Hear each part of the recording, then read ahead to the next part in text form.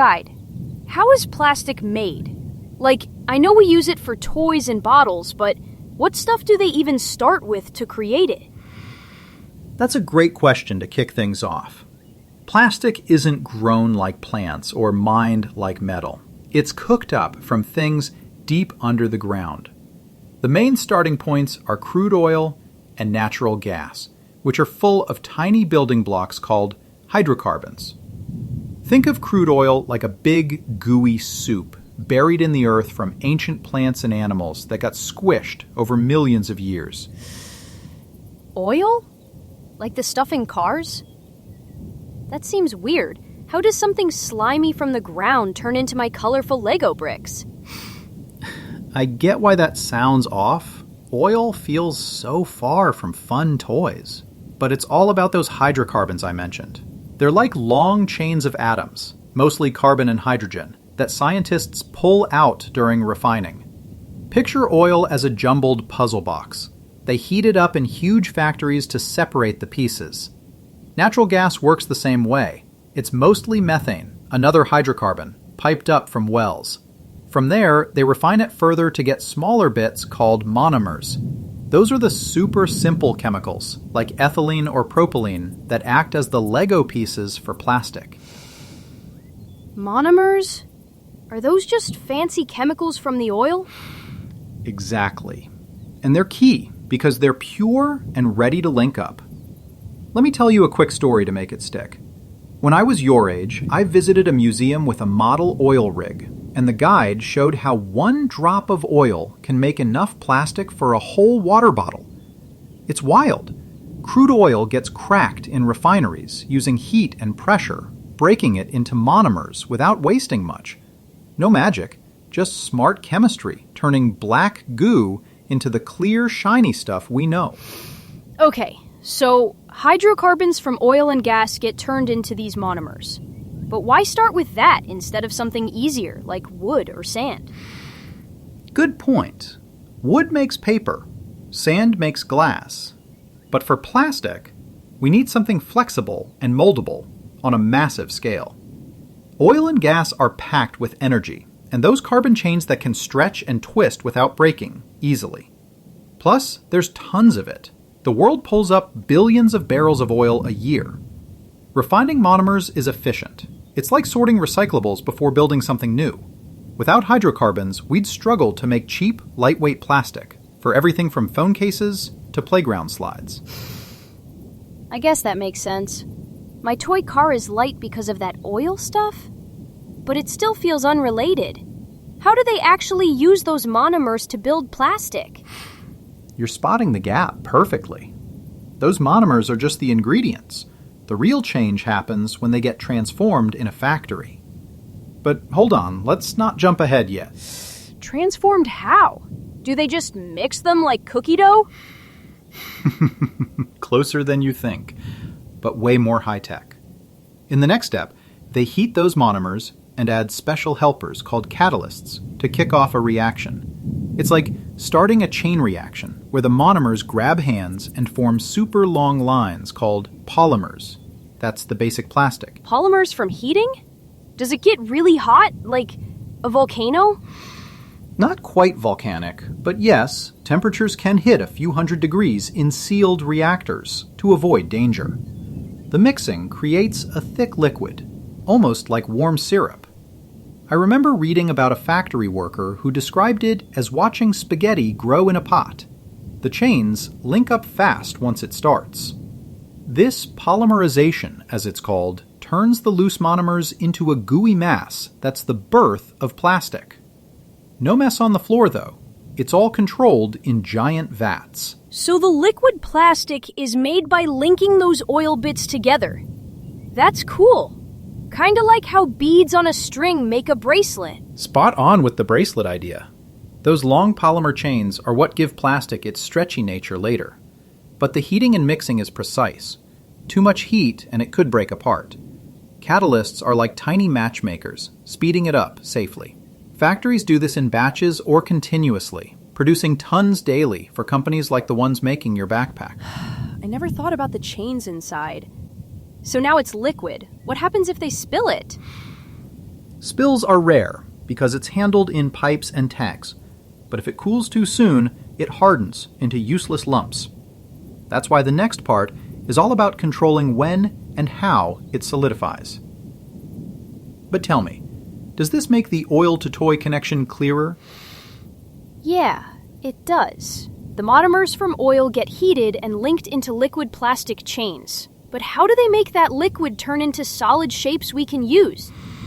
Ah, that's the shaping magic. But first, let's lock in how they get to that liquid stage.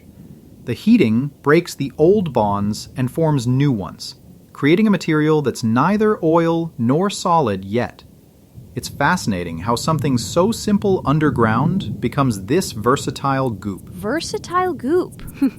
I like that. So, once it's liquid, they pour it into molds or something? You're thinking ahead, and yes, but the cooling is what locks the shape. They pour or inject the hot liquid into forms, and as it cools, those chains tangle and stiffen, turning flexible yet tough. Imagine blowing bubbles with gum, warm and soft, then it sets when you stop. Factories use molds for bottles or extrusion for tubes, cooling with water or air to speed it up. That sounds like making ice pops, but with plastic. Why doesn't it just crack when it hardens? Great observation. It's designed not to, thanks to how the chains slide past each other. Additives can make it bendy or strong, like rubber in tires. For toys, they tweak it to bounce back without snapping. This cooling step recycles energy too. The heat from one batch warms the next. Additives? Like colors or something? Precisely. Tiny amounts of stuff mixed in for color, strength, or even to make it flame resistant. It's why your red ball stays red and doesn't shatter easily. The whole process from liquid to solid takes minutes to hours, depending on the item. Wow, so that's how they shape everyday things. But what exactly makes the plastic strong enough for all that, yet still bendy like in my action figures? You nailed it. That strength with a bit of give is what makes plastic so handy for action figures that can take a tumble. It all comes down to those long polymer chains we talked about earlier, the ones formed from the monomers. Imagine them like a bunch of intertwined ropes in a tug-of-war team. When linked end to end, they create a tough structure that's hard to snap because the chains slide and share the pull instead of breaking apart. Ropes? So the chains make it strong by not letting go easily? Right. And it's even smarter than that. In some plastics, they add crosslinks. Think of them as little bridges connecting the ropes side to side. This stops the chains from sliding too much under stress, making the whole thing rigid like a hard hat for construction workers. But for bendy stuff, like the arms on your action figures, they keep the crosslinks minimal, so the chains can wiggle and stretch without permanent damage. It's like comparing a steel cable to a rubber band. Both tough, but one flexes. I see. Too many bridges and it's stiff. Too few and it bends. But my plastic bag rips sometimes. Why isn't it strong like that? Bags are a perfect example of tweaking for a specific job. They're made from thinner chains with almost no crosslinks, designed to be lightweight and foldable for carrying groceries. That makes them tear if you overload with sharp edges, but it's on purpose. Strong enough for everyday use without being overbuilt. Factories adjust the recipe. For strong toys, they might use polyethylene with longer chains, while bags get a version that's more slippery for easy opening. So it's not one plastic. There are different kinds based on how they link the chains. Exactly. And that's where additives shine again. They mix in things like plasticizers, oils or softeners that act like lubricant between chains, letting them glide for flexibility without weakening the overall hold. I once saw a demo where they stretched a plain plastic strip until it broke, then added a plasticizer to another, and it bent like a straw without cracking. For strength, they toss in stabilizers to prevent the chains from unraveling in sunlight or heat.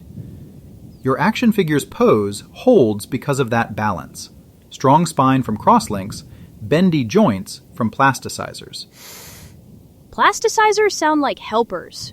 Does that make all plastics safe, or can additives be tricky? Good catch. Most are safe and tested, like the ones in food containers, but some older types had issues, which is why rules got stricter. Now, it's all about choosing the right mix. For a bike helmet, maximum crosslinks for impact protection. For a squishy toy, more plasticizers to feel fun in your hands. The chain's length matters too. Shorter ones for brittle but clear wrap. Longer for durable bottles that don't shatter. That explains why my old toy broke but the new one bounces. So, the bendiness comes from how much they let the chains move? You've got it. Those polymer chains are the secret sauce, turning simple oil bits into something that can be as tough as a shield or as playful as a slinky. Without them linking just right, we'd have no lightweight planes or cozy phone grips. It's chemistry's way of mimicking nature, like spider silk that's strong yet flexible from its own protein chains. Spider silk. Cool comparison. I get why plastic works for so many things now. The chains and additives make it customizable. Precisely. And thinking back, it's amazing how it all traces to that underground oil and gas, refined into monomers that build these incredible chains. From buried ancient stuff to your everyday heroes like action figures. It's a full circle story of transformation. Does that wrap up the mystery for you on how plastic pulls off being strong and bendy? Yeah, it really does. I feel like I could explain it to my friends now. Starting from oil, linking chains, adding tweaks for strength or flex. Thanks for making it clear. Plastic's way cooler than I thought. Great way to connect the dots. Turning that liquid into solid shapes is where the factory fun really ramps up. After the polymerization makes the gooey liquid, they don't just let it sit. They carefully control the cooling to form exactly what we need, like bottles or toy parts. It's not random hardening. It's a precise process using molds that give it shape while it sets. Molds? Like cookie cutters, but for plastic? You've got the idea, but on a bigger, smarter scale. One common way is injection molding. They heat the liquid plastic to keep it flowy, then shoot it under high pressure into a metal mold shaped like the final item, say a toy wheel or a phone case. The mold is chilled with cold water running through it, so as the plastic touches the cool sides, it starts to solidify from the outside in. Those polymer chains we talked about freeze in place, locking the shape without warping. It pops out in seconds, ready for the next shot. Factories can make thousands of the same thing this way, all identical. Shooting it in like a squirt gun? Does it always come out perfect, or does it stick sometimes? Mostly perfect, thanks to engineers who design the molds with tiny vents for extra liquid to escape, and lubricants to help it slide out smoothly. If it sticks, they adjust the temperature, or add a release agent, like a non-stick spray for pans. Another method is extrusion, for long things like pipes or straws. They push the hot liquid through a die, a shaped hole, kind of like squeezing toothpaste from a tube with a fancy nozzle. As it comes out, it cools in air or water baths, hardening into a continuous length that gets cut to size. I saw a video once of a factory extruding plastic film for shopping bags. It looked like pulling taffy, but way faster, and in a flat sheet. Extrusion for straws makes sense. My juice straw is straight and hollow. But if they just cool it, wouldn't it be a boring lump instead of something useful like a shaped bottle? That's a smart objection. Cooling alone could make a hard blob, but the molds prevent that by holding the liquid in the exact form until it's solid enough to keep the details. For bottles, they use blow molding. The liquid is first made into a thick tube called a parison, dropped into a mold, and then blown up with air like inflating a balloon inside the mold. As it presses against the cooled walls, it thins out evenly and hardens into that curved shape you hold. No cracks or lumps because the cooling is gradual in the center, letting the chain settle without stress. It's why your water bottle has ridges for grip. They're built right into the mold. Balloon inside a mold. That's neat. So all these ways make sure it's not just hard, but hard in a useful way. How long does the cooling take for something small like a toy piece? For small items, like Lego bricks, injection molding cools in 10 to 30 seconds per piece. Bigger things, like a chair, might take a few minutes. They even recycle the heat from the cooling water to warm the next batch of liquid, saving energy. Think of it like baking cookies on a sheet. The oven heat shapes them as batter, but the cooling air sets the edges crisp while the middle stays chewy, except plastic gets fully firm. Without these techniques, we'd have no custom shapes.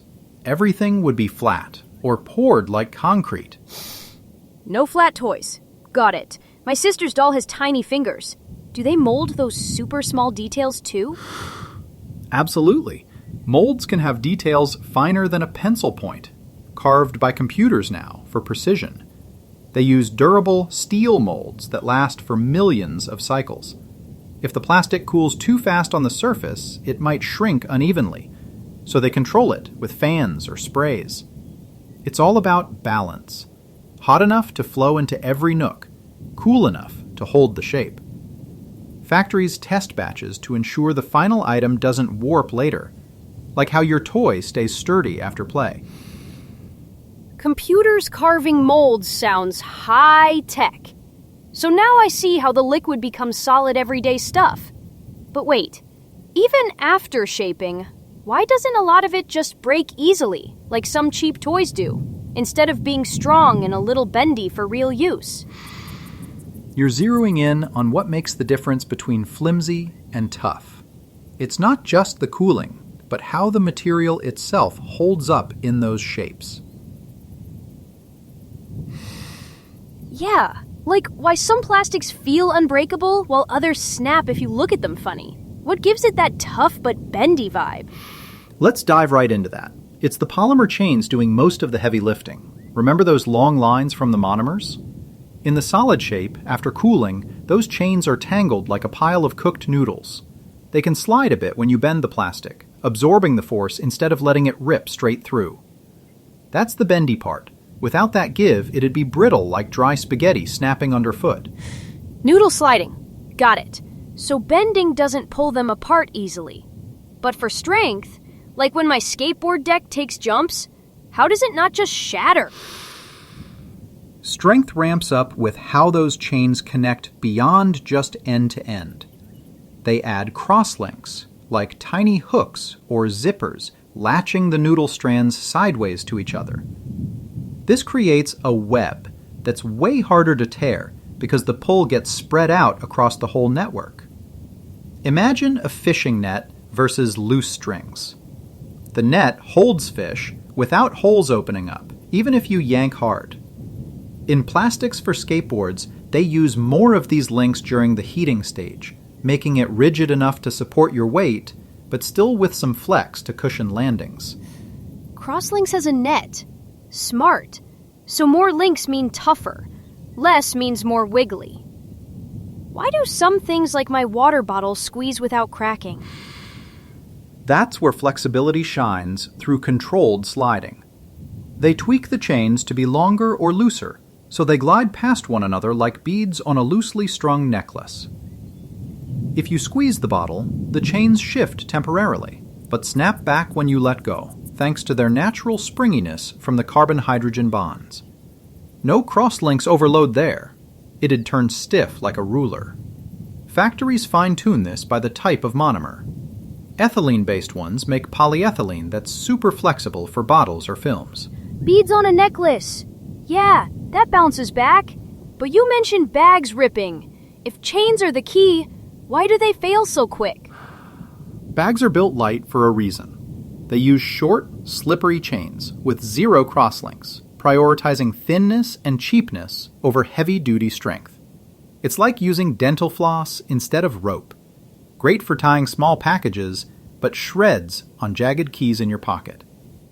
The rip happens because there's no web to distribute the tear. It just unzips along a weak spot. Still, for groceries, that design works. Light, recyclable, and folds flat without wasting material.